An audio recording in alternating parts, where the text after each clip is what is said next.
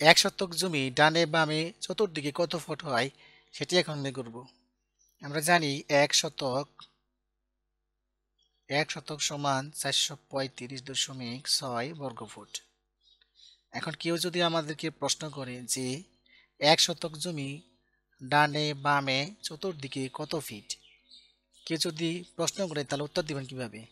যেহেতু এখানে লেখা আছে বর্গ ফুট, বর্গ মানেই বর্গমূল, তাহলে আমরা যদি 435.6কে আমরা রোড করি তাহলে এখানে আমরা কত পাবো?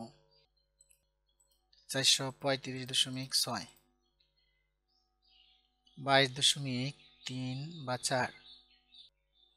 তাহলে ডানে বামে আমার হইতেছে 22.04 ফুট, অর্থাৎ এদিকেও আমার 22.04 ফুট যেতে হবে, এদিকেও 22 ফুট, এদিকেও 22 ফুট এবং এইদিকেও 22 ফুট যেতে হবে।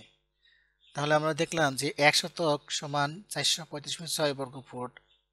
তাহলে ডানে বামে আমাদের যেতে হবে